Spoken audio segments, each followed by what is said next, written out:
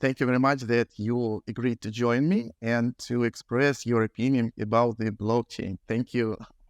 Thank you so much, Petro. It's great to be here. Thanks for asking me. Thank you. So let's come back to the very beginning of the 2021, when from each iron, we heard tons of information about the crypto. So people started to sell everything that they have. They invest money, and actually everything goes well until the end of 2021. But suddenly markets went down. People lost a lot. I know the situations when people sold everything that they have, apartments, cars, all their life were in crypto. But then everything went down. Some people, they try to defend themselves in the court. They went there, they go with the suit cases to the celebrities. Even now there are a lot of court hearings about it. But suddenly, several months ago, the US Security and Exchange Commission approved Bitcoin ETF. And again, from each iron, we heard information about the crypto that it can change your life. Tell please your opinion. What has changed? What is the difference between crypto in the end of 2021 and crypto now? Well, I think there are many things that are still the same from 2021 and now. I think crypto is based on blockchain. Blockchain is a very powerful technology. It provides transparency, programmability, security, and none of those things have changed except to be better, to get even better and better and better. And so I don't see any change in that regard. I think there is a change, though, in terms of trust that has happened between the two timeframes that you talked about, with things like, FTX happening and other major rugs happening. Almost people teasing Petro about, I entered Web3 and the first thing that happened to me is I got rugged, almost like a badge of honor on them versus, oh my gosh, this should not be a badge of honor to have someone steal from you to enter the industry. I think that now what we have to do is we have to recover a lot of the trust that has been lost, and really work on user interfaces, work on educating the market so that people can believe again that crypto is a great alternative in some cases for what we have going on in terms of money. Personally, I associate the increase of public interest to blockchain, first of all, as a lawyer, of course, with the regulation that now enacted all over the world. So investors, non-qualified investors, they can feel themselves much more insecure. But this is from one hand. But for another hand, difference between initial primary essence of blockchain, cryptos, is that it's independent and anonymous. But regulation is something different. How can they exist together? Yes. In fact, I think that regulation in some cases goes together with success. In some cases, not always. Depends on what the regulation is. But because the crypto landscape has undergone significant changes, reflecting the volatile nature of digital assets, but also the growing maturity of the space itself, I do think that regulation can help it. The regulatory environment for crypto has become much more defined. Several countries have really established clear guidelines and have taken a real assertive stance on regulation. And that includes things like, combating money laundering, tax evasion, and ensuring investor protection, as well as discussions on how to classify and how to regulate different types of assets themselves. So I do feel like regulation can help in a lot of ways, because then you know what you can do and you can't do. In a lot of places where there is no regulation, it's still hard to decide. Like, you want to do the right thing, you want to do the lawful thing, but you don't know what it is because it's too vague. And so I think sometimes not having regulation makes it harder than when you have regulation, you understand the boundaries. Yes, I'm so happy because I have the same thoughts about the regulation. I'm pretty sure that it can help people to understand, first of all, what they are doing and the future, and about the responsibility, first of all. But on the other hand, I have friends who are technicians. They know what to do, how to make the program, how to make smart contracts, but they do know nothing about regulation, and they're very afraid of it. But they can create very, very interesting things. So this is the only thing that can stop from the developing of the industry as a whole. Yeah, I agree. I completely agree with you. I actually think this is happening both for crypto and for AI. I think that Europe right now is really taking the time to define even some AI frameworks and regulations. And in other parts of the world, there aren't any regulations. And so people don't know what they can do. Like, am I going to get sued for using this data? Is it going to be okay?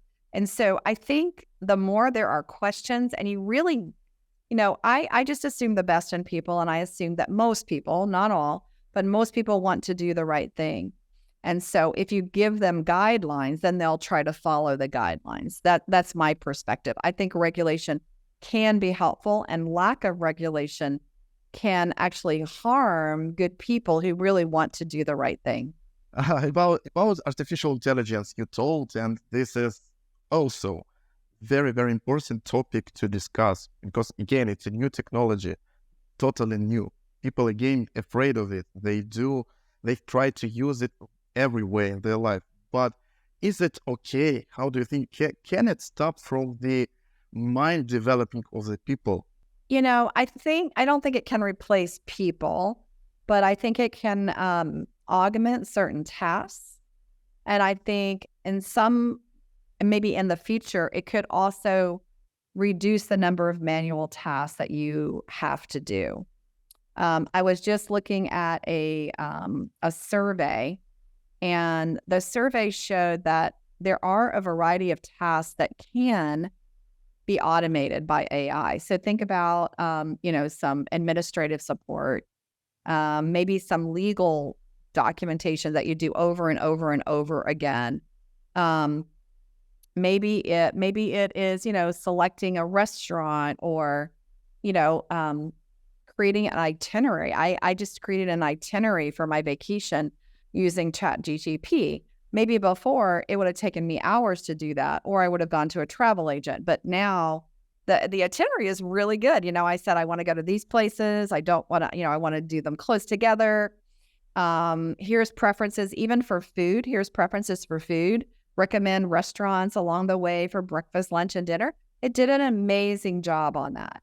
So I do think that there are tasks that can be augmented and helped out. I don't think it's going to replace us. Like, I still had to ask it, like, what to do. I still had to tell it what my preferences were. It did not know that. Even think about driving a Tesla. The Tesla can drive itself, but if you don't tell it where to go, it's not going to know where to go, right?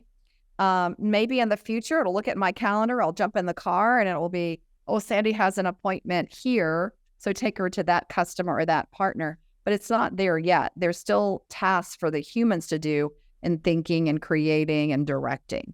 Let's come back to the regulation. In your social media, I read a story about the airplane company, and they tried to use artificial intelligence for making some internal documents. But in the end, they faced big problems with the clients and even fines. Can you tell about this in detail? What has happened? Well, if there's an old saying that says, if you put junk in, you'll get junk out. And so what you really have to make sure of is what the AI engine is being trained on. It's going to base its theory on that. So for example, I started working on AI in 2013. Back when I was at IBM, we fed an AI engine a bunch of novels, 40,000 novels that were romance novels. And then we showed the engine a picture of two sumo wrestlers. So what did we put in? We put in stuff that wasn't real, right? Because it was romance novels. And we asked it to interpret a sumo wrestling picture. And so what came back was very different than what was actually happening in the picture, where two guys are fighting. Because it was fed all the romance novels, it came back and really articulated, that they were falling in love and all this kind of stuff, right? So I think that's a very vivid example that just shows that what you put in will be what you get out. Another great example is on healthcare, and in particular, women's healthcare. It wasn't until 1993 that women were mandatorily included as subjects in clinical research. 1993. And so that's a 17-year-old gap in translational research. And so what happens now is if you use the data, there's still that big gap, and so you can find errors. A great example of this is researchers found this amazing state-of-the-art approach to AI being used in a hospital that had a 70% success rate of predicting liver cancer or liver disease from a blood test.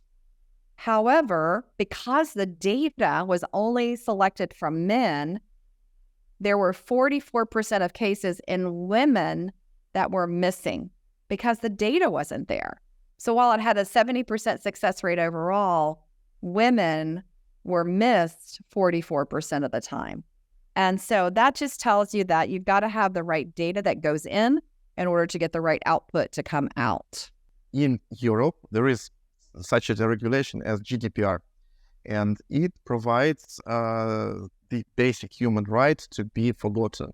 It means that in each moment, the person can go to the operator of his personal data and ask him to delete it totally, or change it, or to show him as much information as they have about this person.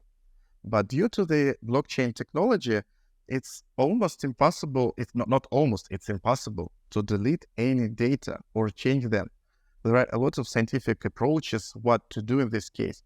You as a person, are you afraid that your personal data can be inside the blockchain and it can be, somebody can reach it? But again, the question who, because the system is decentralized. Your own opinion, should it be so much regulated? I would say it this way. What is the risk today? Data today is stored in a relational database, right? And how many breaches we've seen with just data being broken into today if data is stored in a relational database, right? There are credit cards that your personal information has been stolen, or banks where they've released, your balance to someone, or, even, cities being held hostage with birth certificates and stuff and having to pay ransom to get that back. I think security is really important regardless of where you store your data. And data stored on the blockchain is generally considered very secure because of the cryptography involved, because of the decentralization, and because of the consensus mechanism. And therefore, data once recorded, it's really hard without consensus, almost impossible. I'm not going to say impossible, almost impossible for you to change anything or alter it, making blockchains, I think, more resistant to tampering and fraud. In a traditional database, they rely on a centralized system, which can be vulnerable to hacking, data breaches, and insider threats. So their security measures really heavily depend on the organization's protocols, resources, and people as well. Now, on the blockchain, privacy could be a concern because if you have a public blockchain where that data is available or visible to everybody, that could be an issue, right? Because transactions, while they could be, protected, sometimes they can be tracked back to the individuals if you've got a very sophisticated analysis technique. However, I know there are advancements in these privacy-focused technologies like zero proof, where, instead of, if you want to confirm that I'm over 21, you don't have to know all the information about me. All you need to know is, are you over 21? So some of these zero proof knowledge bases are really helping with that concern. But again, in the Web 2 world today, Privacy is controlled by access permission, and it is only as strong as the database's security measures. So if that database is ever compromised, that sensitive data can also be misused. So I do think that blockchain and kind of traditional databases have their strengths and their weaknesses concerning data security, data privacy, data risk. And I do think that, both have to evolve. I do feel that blockchain, though, has already taken a lot of measures to address its current limitations, particularly around privacy and scalability. And I still am seeing, in fact, just yesterday, I read about another data breach that came out. Somebody sent me a note and said, we think our system was hacked again. It was not a blockchain database, by the way. It was another system that they thought. So that's my perspective. I think that blockchain could get us there better and faster once some of these limitations were addressed. As for me, the public interest in such cases is much more higher. It opens a big opportunities for persons, first of all, and for business. And of course, there should be some consensus with the data protection. In one of your articles, you predicted a strong growth of blockchain in AI technology market. Why do you think so? And what business has to do in order to be ready for it? And should they be ready? So I think that blockchain is going to take off because of AI. I think that's one reason. I think as well as crypto comes back, like, Bitcoin is I don't know if it's still there or not, but it was at an all-time high. Think that it's going to get more and more use. Let's talk about the AI side. So on the AI side, one of the biggest issues with AI is deep fakes. And in order for you to protect against deepfakes and be able to alert to deepfakes, blockchain is an amazing technology because it's trust verified. It can help in that fight. So, for example, the Pope's picture was published. What if you had a green check mark by that picture that said, "Look, I verify. I'm the Pope, and I verify that." Or you have a magazine article, and there's a quote in there. You have a green check mark that says, yes, Sändy Kартер, valid on the blockchain. So you can see the validation agrees with that. Or a video, right? I don't know if you guys saw the video of Tom Hanks in a dental commercial. And he came out really strong saying, I did not do that. We need technology to validate that it's actually us and not a bot. Blockchain is amazing at that. And so I do believe there will be a growth in blockchain over time because of the convergence of a lot of these technologies. Very good idea to combine AI technologies with the blockchain in order to avoid the deep fakes. Amazing. It's really good. I never thought even about this. Yeah. So I believe that every company should have something called a rabbit team. And a rabbit team should be looking at not just blockchain and AI, but should be looking at all kinds of emerging technology. I have a book out that's called The Tiger and the Rabbit.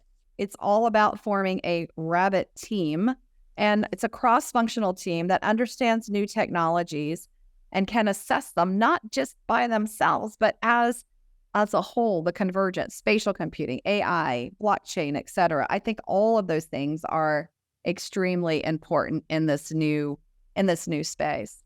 And so for me, I really do advocate that there is a leader over emerging tech that can evaluate a business's use of responsible AI, use of blockchain, use of spatial.